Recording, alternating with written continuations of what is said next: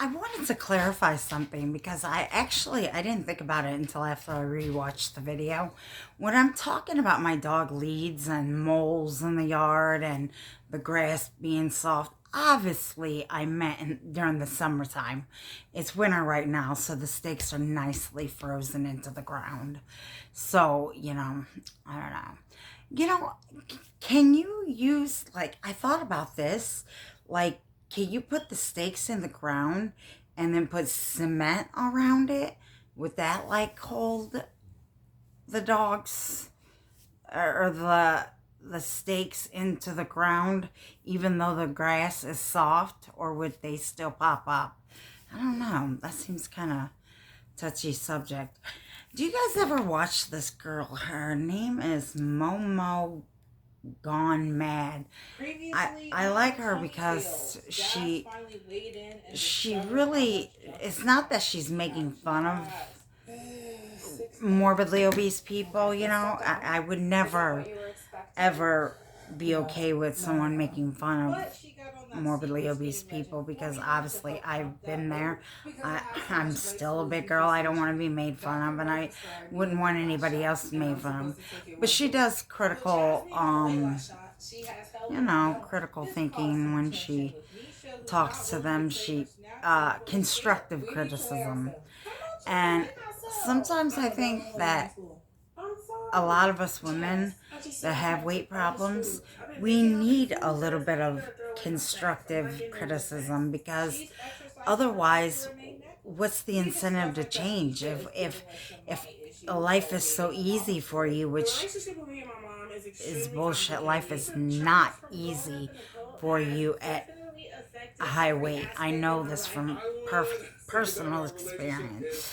At my highest weight, I weighed 437 pounds. 437 pounds. My bathroom is only about 12 feet away from my couch, and it would take serious energy out of me just to walk to the bathroom. When I would take my showers, it would take me almost 2 hours in there, because there was a process, and then you have to make sure you're completely dry or you get rashes, and it's such a process. Sometimes you don't even want to do it, and it's like, I think that sometimes we have to get a little uncomfortable to get comfortable, so to speak, and I remember, like, I didn't, normally I didn't hear or see people making fun of me, but I know, like I literally had, when I would shop at Hanford's, I would have to get in a cart, a fucking cart that the elderly people need. I'm using it because I'm a fat ass and can't walk around the store very long. So I have to take from an elder person who, is probably 60, 70, 80, 90, and they can't do the walking. And I'm using it because I want to stuff my face. I think that it's really it's really sobering. I mean, we don't think about things like that. We just think, oh, the world's against us, and all that fat positive bullshit you hear with these people like Tess Holiday and stuff. And it's ridiculous. And just because these women are young and they don't currently have health issues, I did not have any health issues at all until I hit in my 40s. None. My liver was fine. My sugar was fine. Everything was fine. My cholesterol, not. I did have a little bit of high cholesterol. Yeah. So that's definitely, I did have high cholesterol. But for the most part, I did not have health issues. Of course, when you're young, you don't have health issues right away, you know, but your knees have health issues, your joints, your whole body, your back, everything. And it, you know, I think that, like, when my daughters went off to college, that's when I decided to change my life, because the sad reality of it is that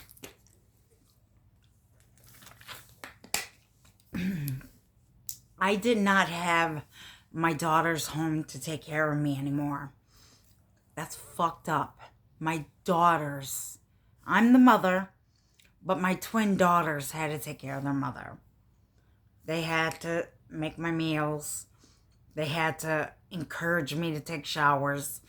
They had to, you know, clean the house 24 hours a day. They had to, every responsibility was put on my twin daughters' heads. They were little girls. I mean, ever since they were like, for a long time. Sometimes I'd lose weight here and there. Like when I lived in Florida for a little while, I lost like 80 pounds, 86 pounds, you know, and I started doing a little better, you know. Then I gained it all back, of course. And then,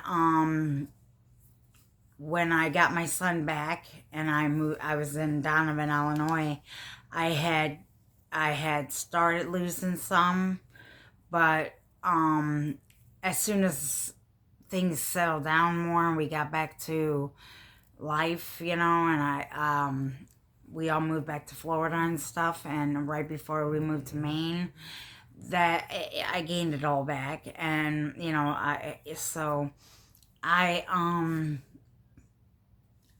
definitely gonna do everything in my willpower to not gain weight ever again. I know that I'm not gonna say never, because I've said that a million times, and Lord have mercy, I've been wrong. But it got really bad after my son, he moved in with a friend and stuff, and he was right when he turned 18, he basically moved away from home and moved in with friends and stuff. And so then it was just me and the girls, and the girls basically took care of me. I hate to admit that, because I feel like a piece of shit mother, because actually that's exactly what I was. I was a piece of shit mother, because what mother is so consumed with her own gluttony that they would have their children, little girls that should be thinking about school and sports and crushes and, you know, makeup and whatever, you know, my girls had to babysit mom. They had to clean the house for mom. They had to cook dinner for mom, you know, and it was just, it just wasn't good, you know. And when they went off to college, they were 19 years old. They had just turned 19. They graduated high school in 2021. And right afterwards, they went to college, fall. And I just sat around, and I literally, if I wanted to eat, I had to get up and make myself something to fucking eat. Or I wasn't going to eat. And then little by little, I started realizing that things are on my shoulder now. I have to wake the fuck up and do what the hell I should have been doing all along. And, you know, I wish I could take it all back. I wish I could be the person I am now then. You know, I wish, you know, I just wish I would have been better. My daughters deserved better, you know. But little by little, I started doing things on my own. And let me tell you, sometimes, like, if you notice when I did that video in the kitchen, I have a chair in the kitchen. I've never moved the chair. I don't need the chair there anymore. But it's just been there ever since I was really big, when I was 437 pounds, and I had to clean the house. I would have that chair in there so that I could take breaks, because I'd have to take breaks every couple minutes because my legs would feel like they were going to collapse. And can you fucking imagine not being able to do a 15-minute clean around in the kitchen because your legs feel like they're going to collapse? Yet these fat activists and Tess Holiday and shit, they think it's so fucking like like there's nothing wrong with it and it's just all the fat phobia.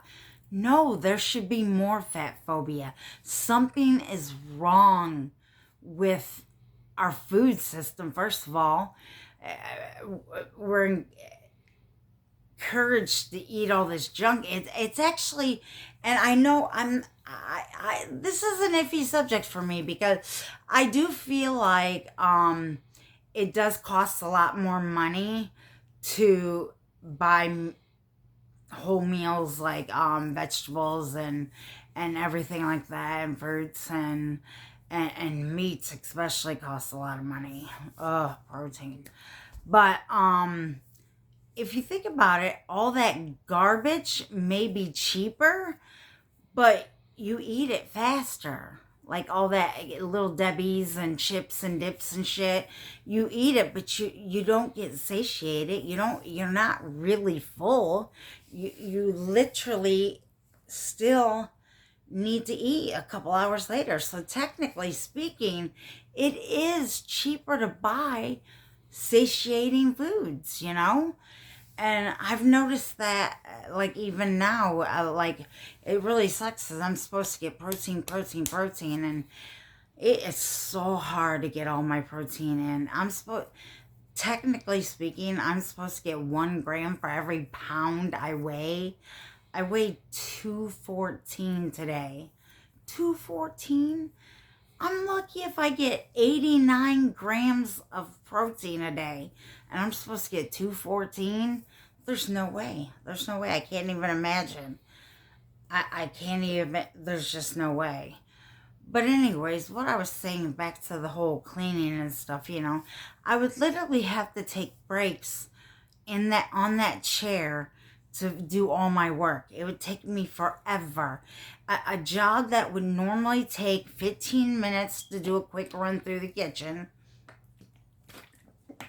takes like 5 minutes to do dishes, and I was alone. So there's nobody there to make a mess. It was just me. So the whole mess, there wasn't really that messy. So, but I'm also like a very thorough cleaning person, so that would take me a long time too, because I clean thorough. I like to have things done the right way. But I don't know, like, I didn't really hear about, you know, my daughters went to college in 2021. I started hearing like the whole buzz thing going on about all the celebrities taking Ozempic, and I was like, what the fuck is Ozempic, you know? And I mean, I was hearing from it everywhere. It was just like the biggest thing. And so, like, I went to my doctor's office and I asked her, and I was like, since I'm pre-diabetic, is it possible that I would qualify for that Ozempic I keep hearing about, you know? She's like, we could try it, you know? I mean, what's the worst that could happen? They can deny you. She said, we'll have to do a prior authorization and get it approved. This was in October of 2022.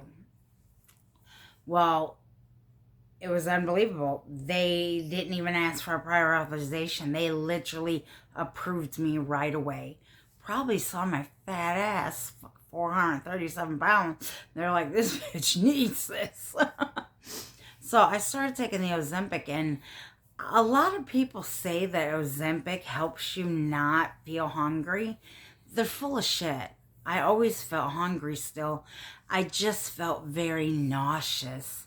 I felt like I can't eat. I feel like I'm going to vomit if I eat, you know.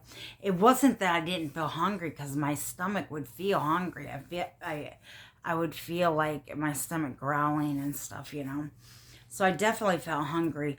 But it was weird. It was like my body, it rejected junk food, chips and stuff. No way in hell I could eat that stuff. Chocolate, nothing, nothing. I went through like a whole year where I was eating nothing but deli sandwiches. I would literally eat like chicken or turkey deli meat on Swiss cheese and lettuce and tomato and a smidge. Even mayonnaise made me sick.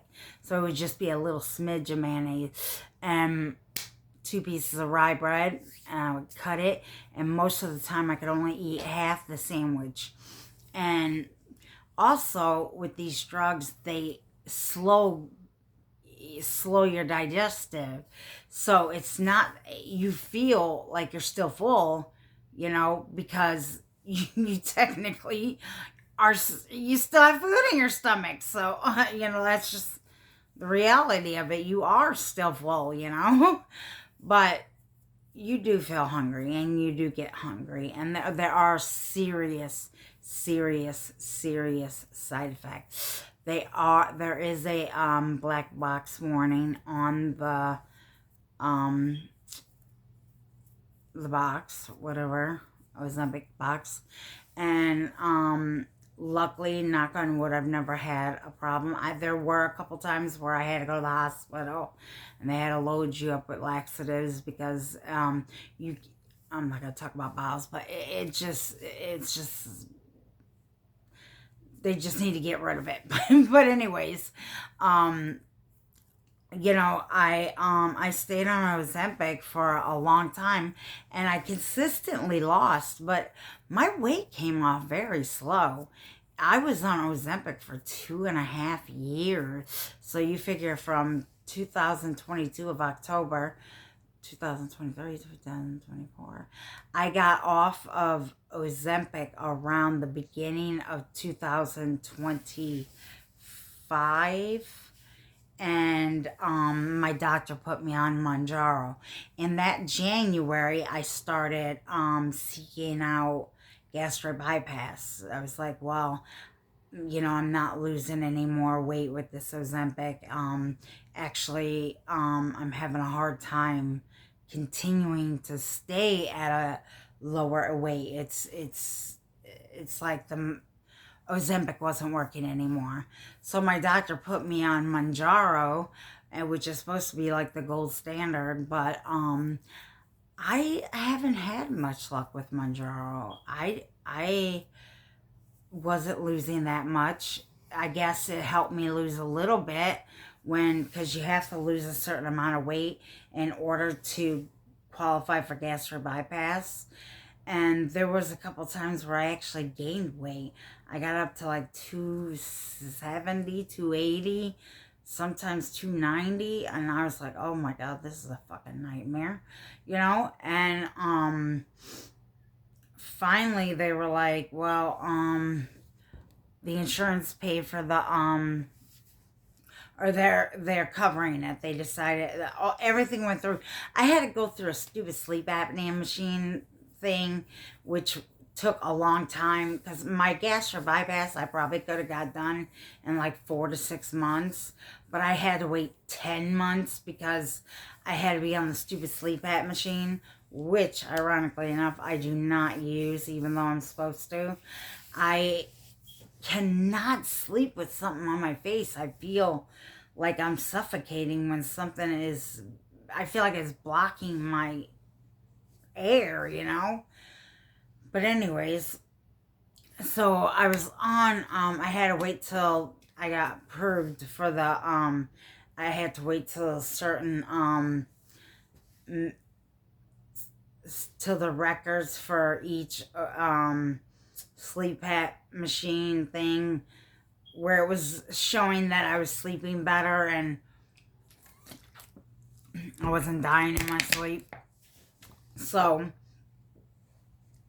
I got that, and then they basically called me up and they were like, you got an appointment with the surgeon. And I was like, oh shit. And I knew I hadn't lost any weight. I knew, because when I was going through that sleep apnea machine, I kind of just like gave up. I was like, I'm not ever going to get the surgery. They're just going to There's always going to be an excuse. I'm never going to, I was just fucking pity partying, acting like a dumb bitch, and giving up hope, which I should never do. You should never give up hope on anything that you want to conquer, And the gastric bypass was something that I wanted for a long time, and I finally got approved for it. The surgeon said it was okay, and I had to go see the nutritionist one last time, and I was lucky when I weighed in at the hospital the day I had the surgery. I was at 262, which was, I had actually lost like 15 pounds. But I mean, I was like starving myself. You had to drink everything. Drink protein shakes. That's all you were allowed to have. And do you understand how messed up it is to drink nothing but protein shakes? It was disgusting. But, I have not lost as much as I should have lost by now with the gastric bypass. Um, I should have lost way more. It probably like 60 pounds by now. 60, maybe even 65. I don't know. Let's see, October, November, December, January. Yeah, it's almost February. Yeah, I should have probably lost like 70, 80 pounds. And I haven't. I went from 262 and I'm down to 214 now, which I did gain weight. I gained fucking weight in December. Well, I was it was like my birthday, and my son and daughter-in-law took me out to eat Mexican food, which was absolutely delicious. And then there was snacks and this and that and alcohol, and it was just like, wow, and I really didn't. I had a feeling I was gaining weight, but I really, in my mind, I was thinking, well, I'm not really eating that much, it's just a little here and there. That little here and there fucking creeps up at you like you wouldn't believe. But luckily, I'm going down now, so consistently. Um, I was hoping to see a little more down today, but oh well. I guess better luck next time.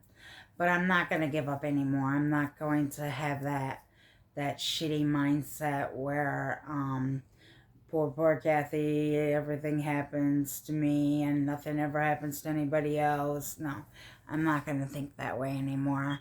I'm going to continuously do everything in my willpower to continuously lose weight. And I'm going to do everything in my willpower to stay at a healthy weight once I get there. Which I already feel like going from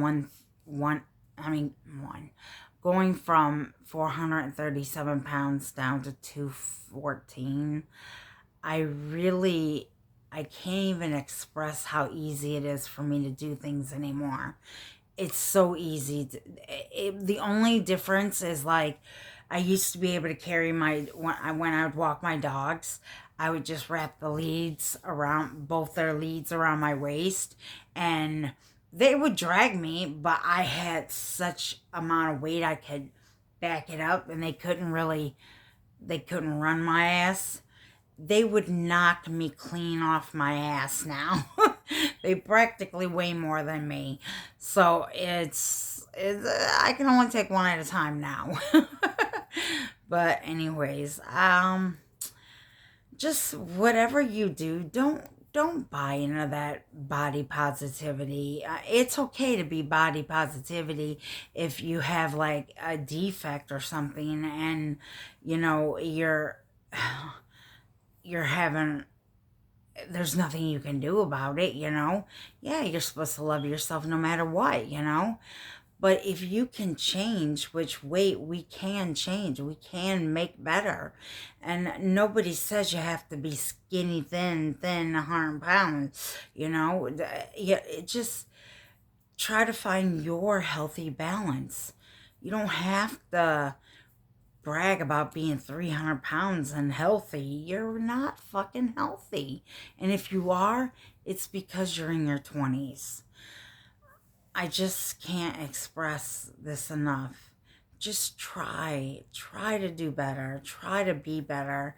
I always, like, now I try everything in my willpower to be a better person than the person I was.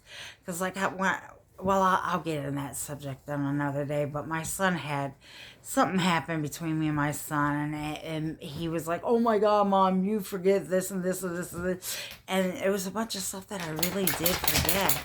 And it was like, it made me question myself. Am I a good moral person? And I always want to think I'm a good moral person. But when he was telling me all this stuff, he wasn't saying these things to be mean. We were laughing about it. But when I thought about it later on, and it came to my mind, and I was like, wow, I haven't always been a good person. I haven't been a good person the majority of my life, and that I want to change. I want to do better. I want to be better. And with part of that, I say my prayers every night. And I know a lot of people don't want to believe in God or whatever, but why wouldn't you want to believe in something? Even if there's an off chance that there wasn't a God, wouldn't it be better to believe in your heart and soul that there's something out there that's so much bigger than all of us, and a wonderful place where we reunite with our family members that we lost? I mean, it just makes sense. I mean, I believe in God. I believe with wholeheartedly that there's life after death. And I believe with all my heart and soul that if I do things a moral and ethical way, then I will get to go to heaven and I will get to be with my family, you know? Anyways, I'm going to get out of here again. It's my dog again. I'm going to change my shirt and do dishes. Bye.